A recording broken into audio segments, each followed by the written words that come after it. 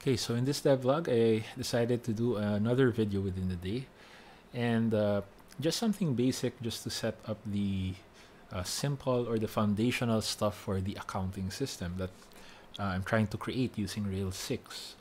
So there are two things that I hope to achieve in this particular session. The first is to create a basic module for the chart of accounts, which is defined here via accountingtools.com. And the second is to be able to set up the technical aspect of the system, specifically the database, because in most web applications and in other tutorials in web development that involves a database, the most basic way to create a database is to have a bunch of tables, and each record in the table will have a primary key, which is an auto-incremented integer. So if you insert a record in table 1, then the first row in that table will have a primary key ID of 1, the second insert will have a primary key ID of 2, and so on and so forth. However, for my projects, I adapted the use of UUIDs as the primary key instead of an auto-incremented integer. So that's the first thing I'd like to set up in the Rails. Every time I set up a Rails-based web application, I like to have a migration that sets up the UUID or makes all the models of my application use a UUID by default for its primary key. Okay, so before going into the actual chart of accounts thing, that's probably the first thing I should set up. So let me just go ahead and research UUID PostgreSQL, since that's the database that I'm currently using for this project, Rails. Okay, so I believe I had this article somewhere here before. Okay, let's look for one in Rails 6. Okay, so this one is from Powell Urbanek, I believe. Hope I said that right. Okay, so a UUID would look something like this, and we can have our URLs use the UUID instead of an auto-incremented integer value. So for example, in traditional database auto-incremented integer integrated into a Rails project, routes would look like, okay, that was a handful to say. It would have something like this: orders, order 2234, checkout, or users 287 profile. However, if we were to use UUIDs, it would look something like this. Okay. Now what we want to do is we want to have the ID parameter of our model still represent the primary key, but instead of, again, integer, we use UUID. So we do that by using we can generate a UUID in its proper format using secure random.uuid. However, we want Postgres to do the initialization of the UUIDs in our records. And to do that, we can enable an extension called PG Crypto.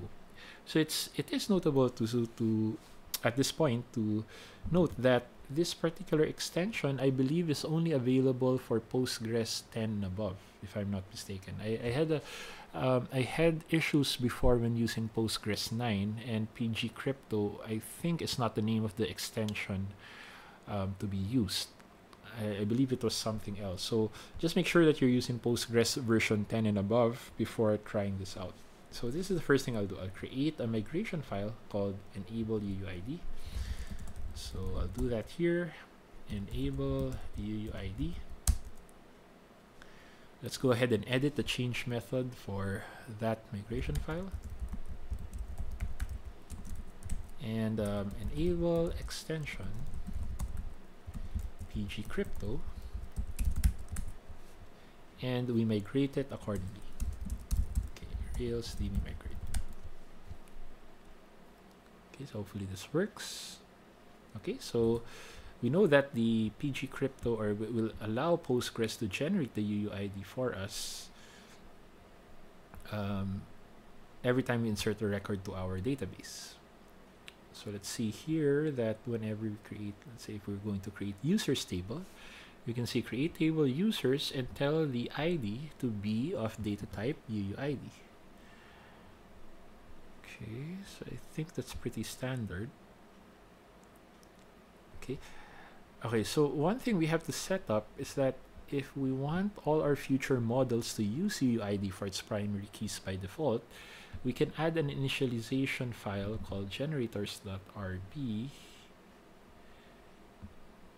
Okay, and say that for the ORM active record, the primary key type will be UUID. So I believe this code right here, okay, I believe this code right here will be the one to insert this thing every time we create a new model. So I guess we can verify that by creating first the necessary generator. Okay, under the config initializers directory. So config initializers, and let's go ahead and create generators. Okay.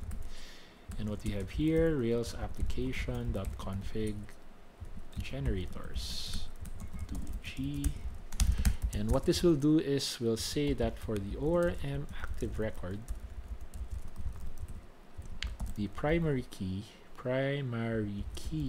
type will be UUID. Okay. So I think it's smart to start with the generator first before we try to create our model. So assuming that I have everything set up accordingly, let's see if this works. The chart of accounts. Okay, so I'd like to model the chart of accounts this time. The chart of accounts is a listing of all accounts used in a general ledger of an organization. I would like to note though that I was able to already create an accounting system integrated to one of my projects, which is good. I learned a lot since I don't have any background in accounting. The experience allowed me to know the intricacies of how an accounting system might work. And this project that I'm trying to do, sorry for segueing a bit, this project that I'd like to do will hopefully extract just the accounting part and have it as a standalone system. Okay, so in any case, we'll start off with the chart of accounts, and according to this definition, it's simply a listing of all accounts used in the organization. So you can actually think of it as a single table thing that represents each account that a transaction might be related to. So for example, if I pay for something in cash, that particular transaction will be related to an account. So let's say cash will be an entry in the chart of accounts. Okay, will be referenced via the chart of accounts. So it's basically just a listing of all accounts that's used in the organization. However, to abide with the rules of the standard rules of accounting, or the principles of accounting, each accounting entry, so to speak, or no, not accounting entry, but each record or each account in the chart of accounts is grouped to either assets, liabilities, I'll just call this equity, revenue, and expenses. Now, these will come into play later on when we attempt to generate the financial statements from the system. But just to summarize, at least on a conceptual level, the chart of accounts is just a listing of all accounts used in an organization, wherein each account can be organized into either assets, liabilities, equity, revenue, and expenses. Okay, so hopefully I can model this in this short video. I'll start off by creating a model in Rails called accounting code. And the idea here is that since each account will have a name, so we'll have a string name right here, a column name, which is of data type string, as well as a code, which is of data type string as well. So yeah, I'll show the purpose of these two parameters later on. So let's first generate the model, and before I migrate this model, I'd like to verify how this migration file looks like. Okay, so since we have the generators earlier that set up our models to use UUID as its primary key type by default, we can see here that the migration file creates a table called accounting codes, which is the complement of our accounting code model, and it automatically injected the UUID as the data type for the ID field, which is the primary key of our table. We have two columns, well actually four, name, code, and of course timestamps, which give us the created at and updated at column. Okay, so I guess that's all in order, so I can migrate now the model. Okay. And okay, so now that we have the model in place, I'd like to test it out in the console. But just to be visually appealing, I actually use this gem called AwesomePrint. And what AwesomePrint does is that it prints hashes or Ruby structured information, such as this one, in a nice sort of prettified manner. Okay, so it's one of my go-to gems for just testing out values in the console in a nice format. Okay, so let me just include that in my gem file. Gem AwesomePrint bundle install, and let's test out our accounting code. Okay, so for example, accounting code dot create, the name will be cash, and the code will be something like 001, just for example. Okay, so if we try to select all accounting codes, you can see that we have it here. Its primary key is in the UUID format, and I have cash and code. Okay, so let me just reset the database. So I guess that works, but we failed to do something. I missed something. Okay, so for the concept that each accounting code is related to a particular group in the chart of accounts, namely assets, liabilities, equity, revenue, and expenses, then I guess... Okay, so these are pretty standard, so we don't need a separate table for this. So instead, inside my model, okay, first let me just add a bunch of validations. I'll say that the presence for the name should be included and it should be unique. The same goes for code. And let's just say that the string version of an accounting code will be its name dash its, or let's invert that. Let's say code dash name. Okay, so we need another field for the actual group. So how should I call that field? Let's say that that field, let me add another migration, add category, I guess, category to accounting codes, or to be more specific, accounting. Okay, I think category can work. Category to accounting codes, and category will be a string. Okay, so again, the nice syntactic tools available for Rails is that it automatically includes the appropriate code to add a field called category of data type string in our migration file. Add category to accounting codes. Okay, so as you can see right here, so let's go ahead and migrate that.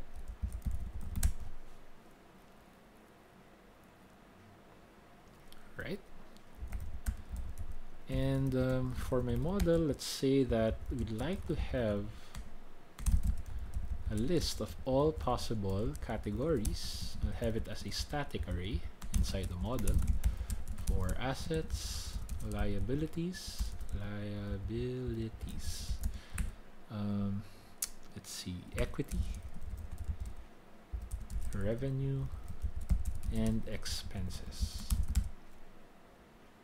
Okay, and we can say that the field category should always be present, and it should always be included within the list of categories that we just defined.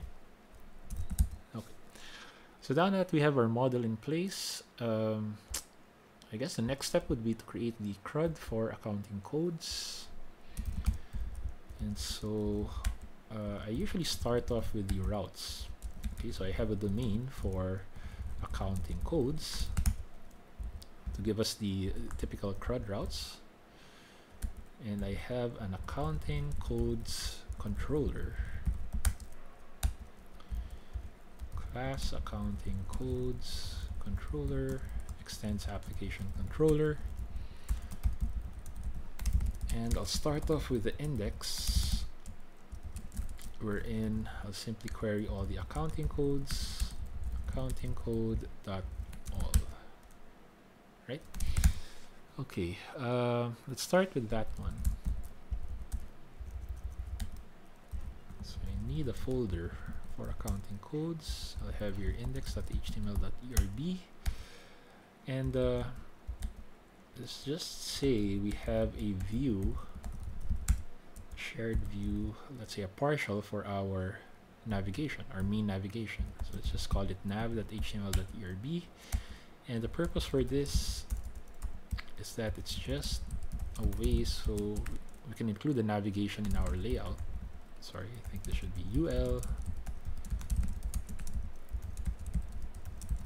Okay, and let's have a link here to accounting codes path. Okay, the way I usually, you might want to include icons later on, so I'll use the long version. Link to accounting codes path,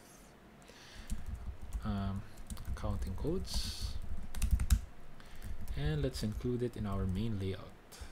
So let's say we render partial shared nav. Let's start the server.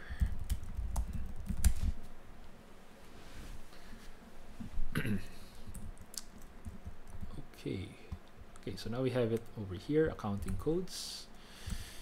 Of course, we don't have the index page yet for accounting codes. Okay, so let's just say that this one will be our accounting codes page. Okay.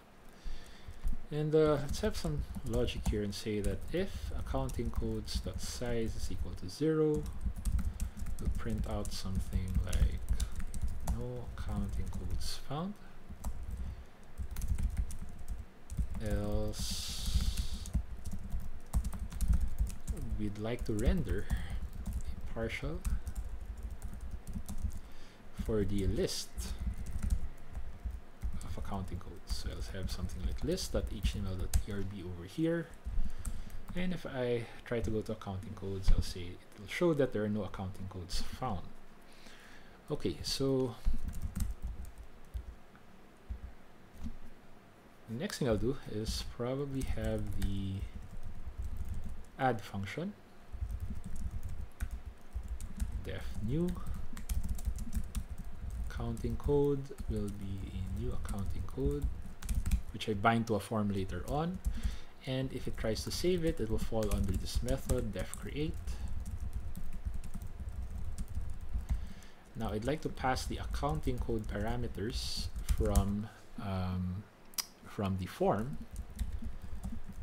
which according to the Rails strong parameter rules, we have to define it here.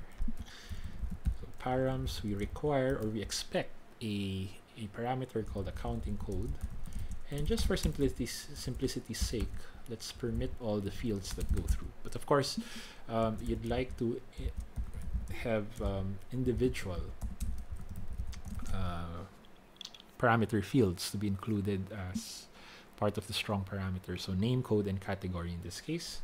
But just to keep it simple, at least for this exercise, I'd like to permit everything as it comes in create. Okay, so we build the details of the new accounting code, and if accounting code dot save is successful, we redirect to the accounting code path and pass in the ID. Okay, so in this case, we need the show later on. Else, we render new again. Okay, in case an error actually occurred. No display of error messages yet. We'll do that probably in a separate video. And of course, we need the show page that extracts an accounting code according to the ID. That is defined in the routes. Okay, so we have new, create, and show for our accounting codes controller. The next thing we should do is to create the form. Now, for forms, my go-to gem for that will be simple form. They've been using it for years already. Makes very basic form CRUD, or makes creation of forms for CRUD modules very easy and fun to do actually, and very intuitive to read. Okay, so I include that in the gem file. Make sure I perform bundle install, restart the server, and now I can include it in my views. Okay, so accounting codes, new.html.erb. Okay, let's just have new accounting code here. Okay, and we render the form and pass in the local variable accounting code.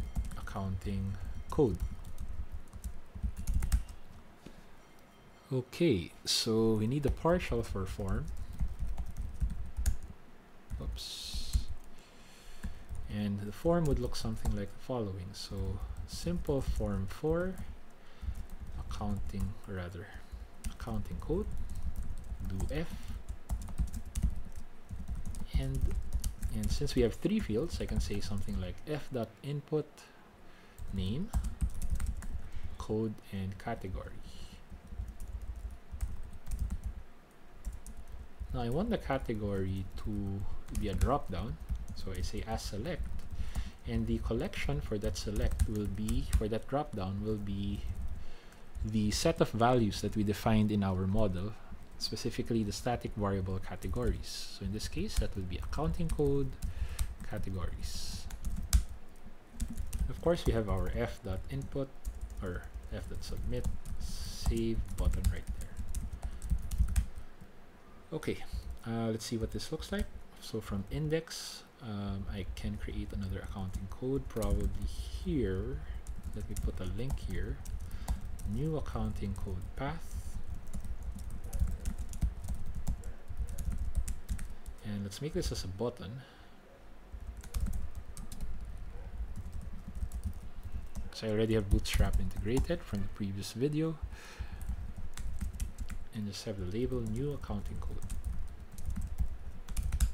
Okay, so let's see how it looks like.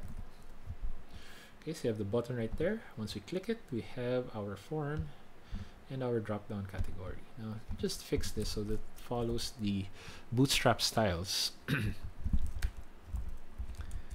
So for simple form, if we were to insert a an HTML attribute, it has to be within the hash for input HTML. So in this case, class form control. I know there's a way to group this, so it includes the form control class, but I found it more useful to have it defined explicitly right here. So in case I wanted to add more, then I can simply edit it accordingly. Right, so we have our form right here, name, code, and category. Right, let's just customize this. Type is equal to submit. Add a bunch of classes here, button primary. Save. Right. Now we can also have a cancel link to accounting codes path.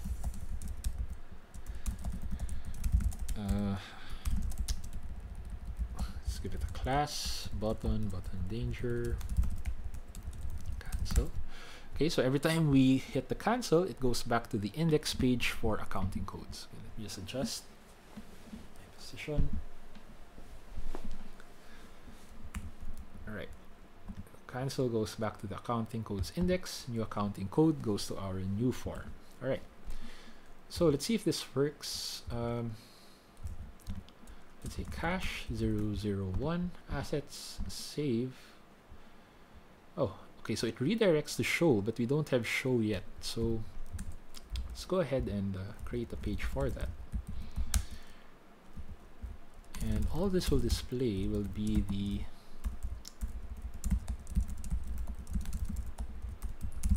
we could probably have another other stuff here, but for now I'll just display the accounting code as an H1 tag.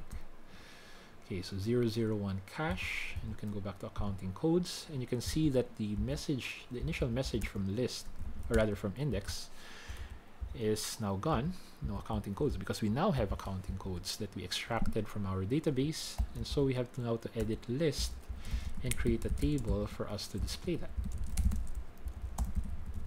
Table bordered. I fancy using table SM because it's just a nice compact table. For T head, let's go ahead and define the columns. So in this case, we'd like a column for code, a column for assets, or sorry, a column for the name, and a column for the group or the category, what it's called, or what I defined earlier. Okay, let's put a T body right here, and let's loop through all accounting codes. Okay, I usually like to use each with index, so I have an increment counter for my loop, and this one will create a bunch of rows. So we start off first with the category, and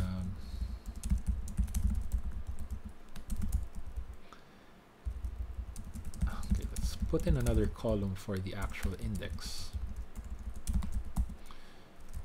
This one would be O plus, or rather I plus 1. Actually, we'll have this as a link to accounting code path. So the user can click it and view that particular accounting code. Basic CRUD stuff. Okay. Alright, so this one will refer to the index. Let's put it at the center. Text. I believe there's a class called text center, if I'm not mistaken. And this one will be our, okay, let's have it in bold. I plus 1, since we're starting with 0 index. So we have for category, we have for name, and finally we have one for code. I think it's better for code to be, yeah, code first before name, right? Code before name. All right.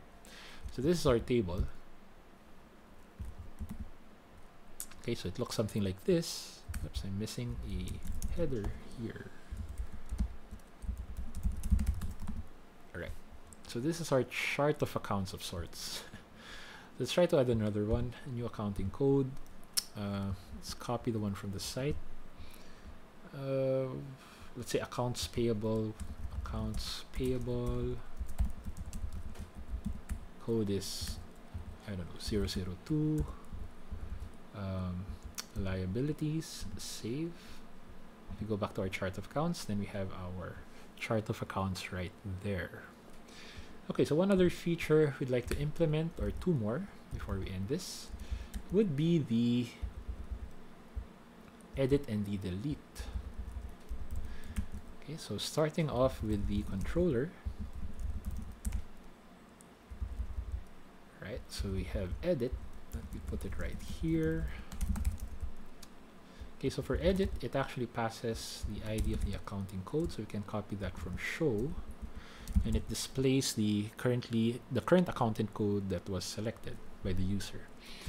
And then when we try to save that record, it should go to the update method that kind of looks like create, right? But it first gets the accounting code to be updated, and it tries to update it using the accounting code params. So the structure would look very similar to our create, but instead of save, we try to update using the accounting code parameters that were passed to it. If it's successful, it redirects to the accounting code path, else it renders edit. Okay, let me just put the function for the method for destroy, just to complete the CRUD cycle. Similarly, we get the accounting code, try to destroy it. I think this was called delete. No, I think it's destroy. Okay, and then we redirect to accounting codes path, back to the chart of accounts. Right, so now that we have our controller in place, let's try to have a link from show. Okay, link to edit accounting code path. Okay, we have this as a button, edit. Let's put in some CSS, button info. Let's have one for delete as well. So the delete route, I believe, looks like show accounting code path, accounting code .id. Let's have this as a danger button, and I think we can still use confirm here,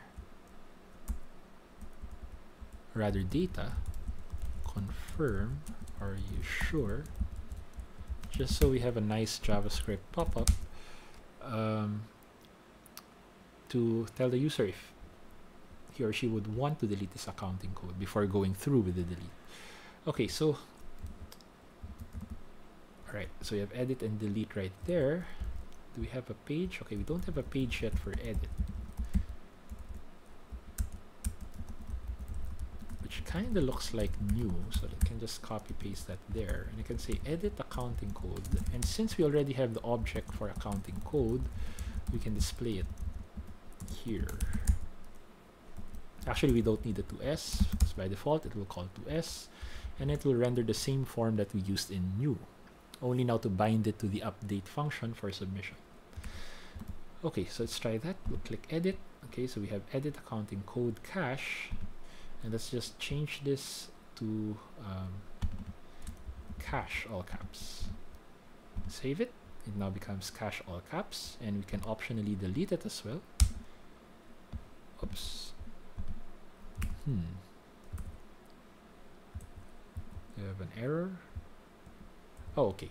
So the reason why it's not deleting is because right, we're just linking it to the show path of accounting code. We have to add an additional method here to tell it to use the HTTP method delete, which in turn maps to the destroy method in our accounting codes controller. Let me just refresh that, and now we can see that cache is deleted. Let's try to have a new accounting code, bring that back, assets, save, go back to our chart of accounts, and we now have cache back here.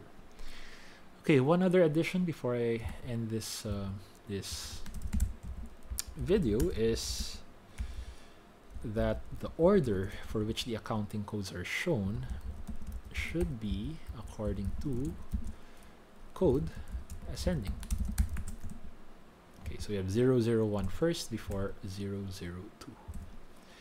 Okay, so it's already 4:15 where I am, 4:14, 4:15 in a while, and I have to catch the afternoon mass. So I'll end this video here. Afternoon mass at 5 p.m. I'll end this video here, and what we've essentially done is we just created a CRUD, simple CRUD module for our chart of accounts. Okay, we can create a new accounting code, an account in our accounting system, provide a name, a category, and a code, where category can either just be assets, liabilities, or equities, revenues, or expenses. Okay, so we commit this and say initial accounting code CRUD module,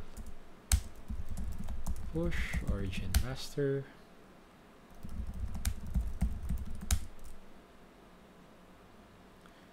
and that's it.